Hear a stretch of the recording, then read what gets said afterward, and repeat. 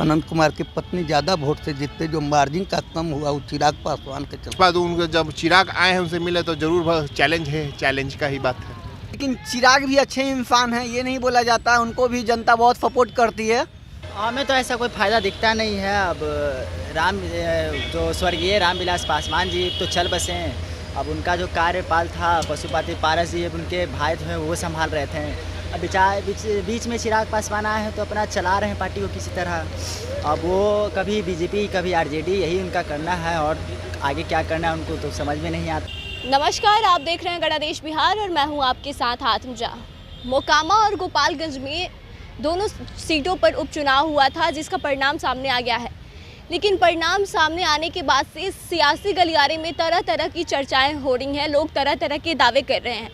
कुछ लोग अपनी जीत के दावे कर रहे हैं कि वो अपनी बदौलत जीते हैं, तो वहीं कुछ लोगों का यह भी कहना है कि अगर बीजेपी अपने परंपरागत सीट यानी कि गोपालगंज में जो जीत हासिल की है, उसके पीछे चिराग एक बहुत बड़ा फैक्टर बन के सामने आए हैं।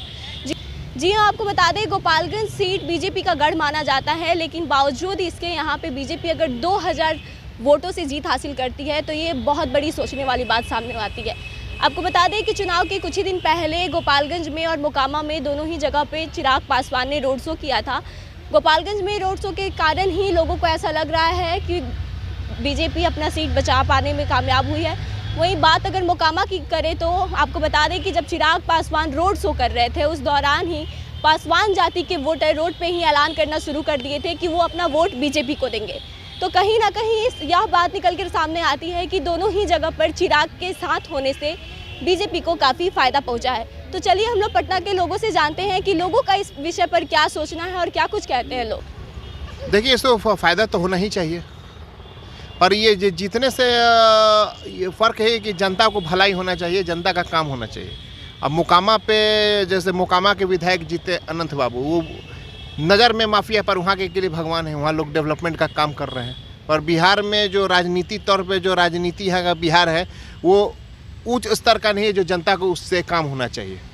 थोड़ा सा और डेवलपमेंट का काम होना चाहिए, जिस पर नीतीश गवर्नमेंट को इस पर ज़्यादा हो डेवलपमेंट का। लेकिन मेरा सवाल ये है कि लास्ट में जो चिराग आके प्रचार प्रसार किए तो 2000 वोटों से बस जीती है गोपालगंज में बीजेपी, जबकि उसका वहाँ का अपना गढ़ माना जाता है। तो आपको लगता है कि अगर चिराग नहीं होते तो गोपालगंज में ये चुनाव जीतना बीजेपी के लिए मुश्किल था?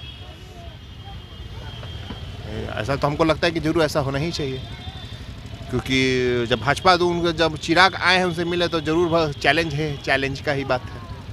अंकल, जो अभी मोकामा और गोपालगंज में बाई इलेक्शन हुआ, लास्ट मोमेंट पे जाके चिराग पासवान अपना कैंपेनिंग किए, फिर भी उनके कैंपेनिंग के बाद जितना भी पासवान लोगों का वोट था वो जाके इनके खाते में जुड़ गया बीजेपी के, तो लास्ट 2000 वोट से जीती थी।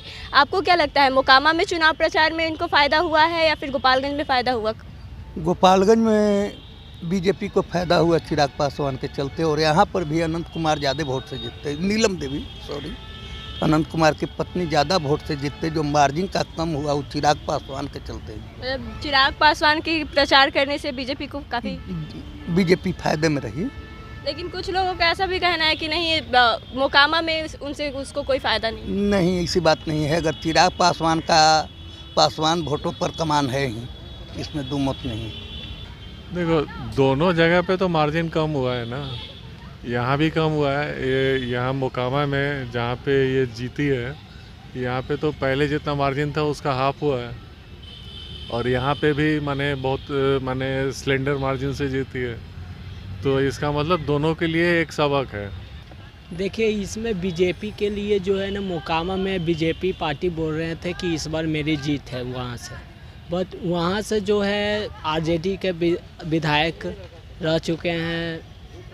आपका अनंत सिंह, जो उसकी पत्नी धर्मपत्नी वहाँ से जीती है आरजेडी से, बीजेपी की भी जीत हुई है, और वहाँ का चिराग पासवान का कैंपेन फायदेमंद हुआ है बीजेपी के।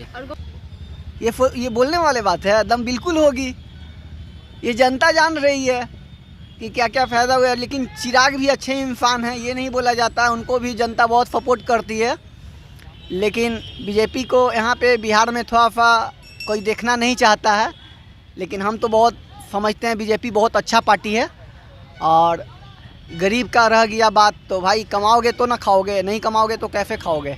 हमें तो ऐसा कोई फ़ायदा दिखता नहीं है। अब जो स्वर्गीय रामविलास पासवान जी तो चल बसे हैं। अब उनका जो कार्यपाल था पशुपति पारस जी, अब उनके भाई जो हैं वो संभाल रहे थे। अब बीच में चिराग पासवान आए हैं तो अपना चला रहे हैं पार्टी को किसी तरह। अब वो कभी बीजेपी कभी आरजेडी, यही उनका करना है और आगे क्या करना है उनको तो समझ में नहीं आता है। तो सुना आपने क्या कुछ कहा है पटना के लोगों ने। फिलहाल इस खबर में बस इतना ही। आगे की तमाम खबरों के लिए देखते रहिए गणदेश बिहार। धन्यवाद।